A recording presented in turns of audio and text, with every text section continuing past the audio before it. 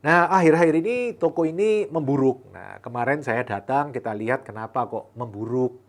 Ternyata ada beberapa permasalahan. Nah, setelah kita meeting bareng franchisor di lokasi dengan kepala tokonya, ada beberapa yang bisa kita pelajarin, yaitu satu penyebabnya adalah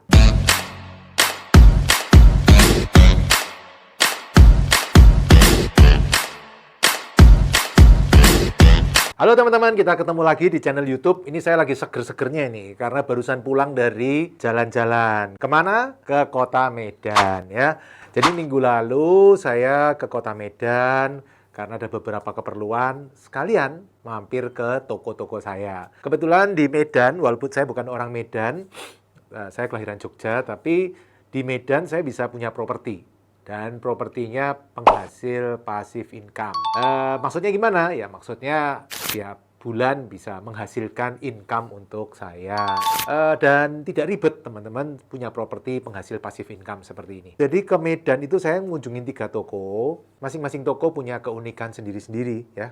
Dan dioperate oleh franchisor minimarket. Kebetulan tiga-tiganya jadi minimarket. Nah, saya coba jelaskan supaya teman-teman bisa mudah memahami dan mungkin bisa memberikan insight-insight untuk teman-teman ya. Nah, saya berangkat hari Jumat karena saya memang termasuk yang seneng langsung buru-buru dari pagi gitu ya. Saya nggak suka menginap di kota lain gitu loh. Jadi saya dari Jakarta pagi sampai Medan kira-kira jam 9.30. Pesawat 9.30. Nah, terus kebetulan dijemput oleh teman-teman dari franchisor untuk mengunjungi toko-toko saya di Medan. Toko yang pertama itu sebenarnya letaknya di salah satu perumahan tertua di Medan ya. Tapi teman-teman ternyata dari Bandara Kuala Namu kita salah jalan. Akhirnya masuk-masuk ke dalam-dalam sampai jalannya habis jadi jalan tanah gitu. Jadi kayaknya ya kalau nggak salah kita ini tersesat di daerah Tembung sana ya. Kenapa tersesat? Karena Google Maps-nya salah. Jadi nama toko saya itu kayaknya ada yang salah taruh Google Maps-nya gitu. Jadi kita Salah. Tapi teman-teman, ada tapinya. Untungnya kita malah justru nemu beberapa lokasi baru yang bagus untuk dibuat minimarket. Karena di daerah situ ternyata masih banyak titik-titik yang belum ada minimarketnya, alias minimarketnya jauh-jauh dan penduduknya cukup padat.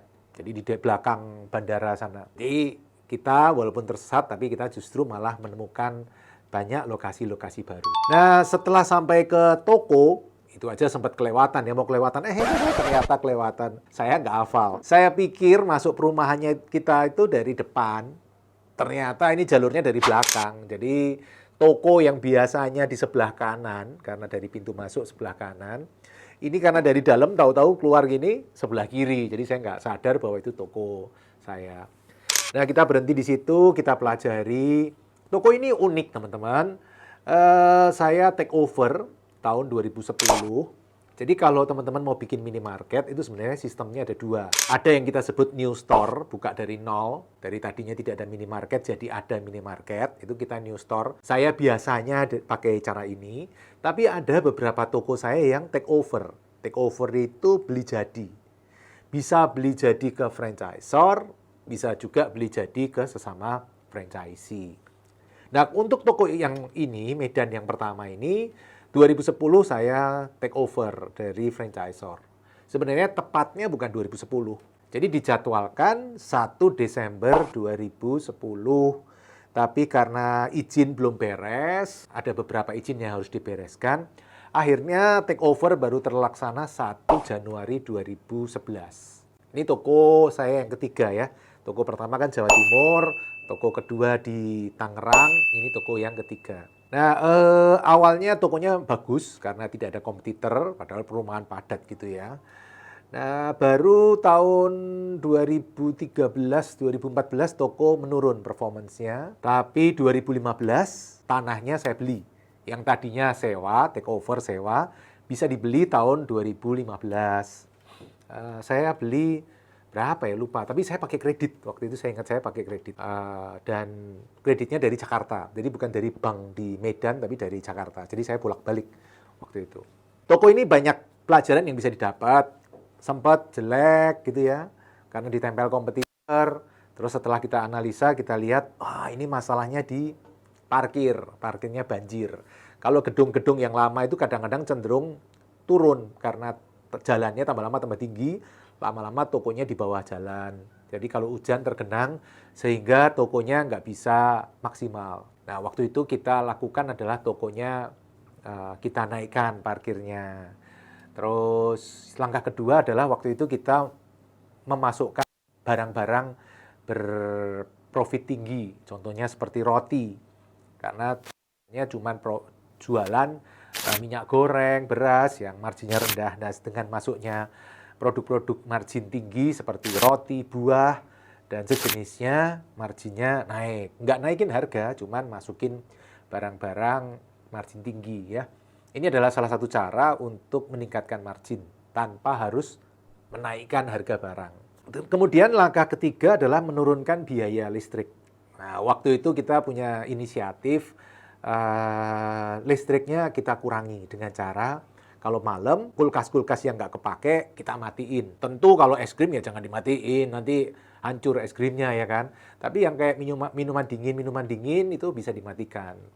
Awalnya manual. Nah, lama-lama kemudian kita pakai timer. Jadi kita pasang timer, pokoknya jam 9 mati, nanti jam 7 pagi nyala lagi. Nah, itu bisa cara seperti itu dan tokonya membaik lagi. Nah, akhir-akhir ini toko ini memburuk. Nah, kemarin saya datang, kita lihat kenapa kok memburuk.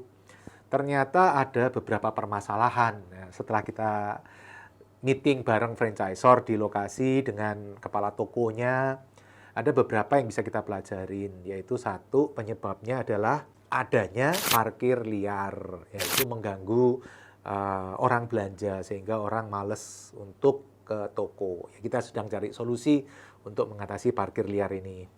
Nah, yang kedua yang kita lihat adalah timer copot. Nah, jadi dulu tuh ada timer, sudah kita pasang timer ya kan. Nah, akhir-akhir ini karena timernya rusak, tidak diinfo sehingga kita merasa perlu ada timer lagi, timer untuk listrik.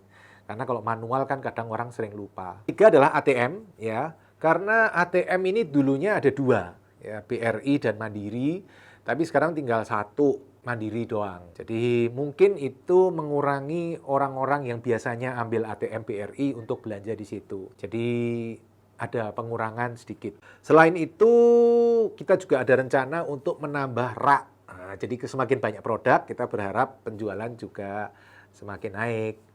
Dan waktu kita ke sana, ternyata AC-nya nggak dingin. Nah, langsung kita segera melakukan permintaan perbaikan ke tukang AC. Dan memang ternyata hari berikutnya saya ke sana lagi untuk foto-foto gitu ya, nggak ada event khusus, tapi mampir ke situ. Ternyata AC-nya sudah dingin, jadi cepat sekali diperbaikin AC-nya. Kayaknya memang waktu itu kita juga sempat ketemu tukang AC-nya memang sedang rencana perbaikan. Jadi AC-nya sudah membaik. Nah, kita lihat nanti hasilnya seperti apa setelah perbaikan-perbaikan ini. Dari situ kita lanjut ke toko kedua. Nah, toko kedua ini saya new store tahun 2011. 2011 waktu itu juga bersamaan dengan dua toko lain di Jawa Tengah dan Jawa Timur ya. Nekat ya, langsung beli 3. Padahal kelihatannya, wah banyak duitnya, padahal utang itu, pinjaman semua. Kan yang saya lakukan prinsipnya beli properti, pakai kredit, bayarnya pakai income dari properti itu. Intinya kan gitu. Nah, di toko kedua ini, waktu itu saya beli nggak ada kompetitor. Di perempatan gitu, rame perempatannya. Nah, kemarin saya lihat ke sana, ya kondisinya tokonya sudah tidak sebagus dulu lagi. Sudah cukup tua kan ya, dari 2011 sampai sekarang kan sudah 13 tahun. Ini toko dibangun tahun 2011 di perempatan, rame sih. Dan mungkin kita akan ada rencana beberapa perbaikan supaya tokonya lebih fresh. Kalau sekarang tokonya menurut saya kurang enak suasananya. Tapi ya maklum ya kan, mungkin kita akan melakukan perbaikan di 2024 ini atau 2025. Waktu bersamaan dengan pergantian franchise, perpanjangan franchise, terus kita perbaikin. Toko ini ada kompetitor, dan kalau di Medan kompetitornya cukup besar, ya bukan sesama minimarket tapi agak sedikit di atas minimarket. Tapi uniknya toko ini walaupun kecil bisa mengimbangi kompetitor. Luar biasa ya. Saya sempat mampir ke toko kompetitor waktu itu, saya lihat toko saya lebih ramai. Jadi kompetitor ya kita lihat aja kuat-kuatan nunggu siapa yang lebih kuat ya kan. Dengan kita lebih kecil, operasional lebih murah, lebih efisien, sementara kompetitor lebih gede. Listriknya pasti boros, karyawannya juga pasti boros, tempatnya juga pasti lebih mahal. Tapi ya kita lihat, kita berusaha bertahan karena saya melihat bahwa toko ini sudah bagus dan ada beberapa poin-poin penting dari toko ini yang membuat orang senang belanja di situ. Kelihatannya ya orang itu senang belanja terus nggak senang berubah-ubah. Jadi sampai sekarang masih bagus. Tapi toko ini teman-teman itu yang sedang jadi perhatian saya adalah selain AC ya. AC kemarin ke sana juga panas. Nggak tahu mungkin Medan lagi panas-panasnya ya. Waktu saya ke sana adalah yang jadi perhatian listrik. Nah, toko ini saya incer-incer listriknya karena di atas rata-rata. Minimarket lainnya itu toko-toko saya itu rata-rata 5, 6, 7 juta listrik sebulan. Toko ini walaupun kecil bisa 8, 9 juta. Dan itu sedang saya pantau. Kenapa ya? Malah saya lagi berpikir ada nggak ya audit listrik gitu ya. Kalau mungkin teman-teman tahu nanti tulis di komen. Ada audit listrik. Supaya saya tahu kenapa ya toko ini kok bisa di atas rata-rata pemakaiannya ya. Apakah salah di meteranya? Apakah salah di instalasinya? Atau jangan-jangan ada alat yang mungkin konsumsi listriknya berlebihan. Nah ini toko kedua. Toko kedua ini walaupun posisinya di Medan, tapi dulu pemiliknya posisinya di Purwakarta. Jadi saya mudah untuk transaksinya. Nah lanjut ke toko ketiga. Nah yang toko ketiga ini unik teman-teman. Saya belinya tahun 2015. Ya dikredit dari bank lah ya. Nah itu luasnya 2.300. Dipakai minimarket cuman 14 kali 25. Padahal tanahnya 22 kali 110. Gerbong kereta api ini. Modelnya panjang. Nah, yang baru dipakai 14 kali 25. Nah, sisanya lagi saya planning saya jual.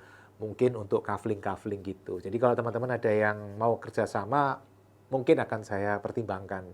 Toko ini bagus teman-teman. Bahkan sudah ada kompetitor yang lebih besar, tetap toko ini performnya bagus. Dari sisi profit ya. Dan termasuk salah satu toko terbaik. Walaupun sudah ada kompetitornya. Waktu ke sana saya lihat juga tokonya luas, lebar, peralatannya lengkap, raknya, produknya juga lengkap. Dan saya juga ngelihat di depan banyak orang-orang yang duduk-duduk, cowok-cowok gitu ya. Bukan tukang parkir, tapi cowok-cowok kayaknya pekerja. Mungkin ya, mungkin orang lewat, kemudian panas-panas berhenti, ngopi-ngopi dulu, minum-minum es dulu, berhenti duduk-duduk di situ sehingga tokonya jadi rame. Nah, toko ini yang menjadi PR adalah toko ketiga ini PR-nya adalah ada pohon jambu yang menutupi signage. Nah, itu lagi mau kita tebang. Tadinya franchisor tanya ke kepala toko, ini pohon jambu punya siapa nih? Dia nggak tahu kalau itu tanah-tanah saya sisanya. Terus kepala tokonya bilang, oh itu kan yang punya franchisee-nya, Bu. Oh, ternyata Pak punya Pak Pipo. Iya, itu punya saya. Oh ya, nanti habis ini kita bersihin. Jadi ada pohon jambu di tanah kosong itu nutupi signage. Nah, kita lagi mau rapikan. Dan kemarin juga saya lagi perbaikin ada beberapa termasuk AC ya sama timer. Kayaknya timer ini sudah lama nggak diurusin jadi sudah mulai banyak yang rusak-rusak. Nah sebenarnya acara ke Medan itu selain ke toko-toko saya juga ada kelas. Jadi selama 2 hari kita sharing pengalaman tentang minimarket, properti, dan tentang pembiayaan. Dan pesertanya cukup meriah ya di Medan. Perjalanan pulang ke Jakarta, saya pakai taksi online dan saya nggak mau lewat tol. Karena kalau lewat tol nggak lihat apa-apa ya, jadi lewat jalan biasa. Dan ternyata memang masih banyak potensinya. Dari Hotel Radisson, saya nginep ke bandara lewat jalan biasa, lewat Tembung situ, pinggir kereta api, rel kereta. Saya lihat itu potensi masih luar biasa besar sekali.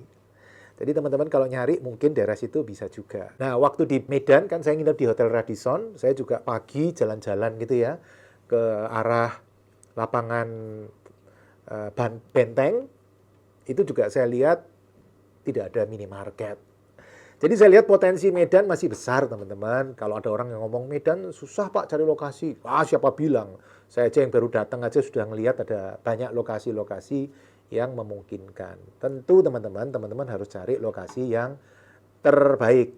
Jangan ngasal dapat. Kalau asal dapat ntar ditempel kompetitor repot. Oke teman-teman, itu hasil jalan-jalan ke Medan. Mudah-mudahan memberikan insight untuk teman-teman, pemahaman-pemahaman baru, dan berguna untuk teman-teman.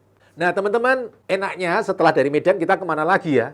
Apakah ke Surabaya, atau ke Jogja, atau kemana ya? Teman-teman nanti tulis di komen, saya sekarang pengen jalan-jalan sekalian lihat-lihat keliling Indonesia. Oke, sukses selalu, salam Passive Income Property. Terima kasih telah mengikuti video hingga selesai. Untuk yang belum subscribe, ayo subscribe channel Pipo Hargianto dan klik lonceng notifikasi untuk mengikuti video-video selanjutnya. Teman-teman juga bisa mengikuti seminar-seminar gratis yang saya bagikan. Silakan daftar melalui nomor berikut.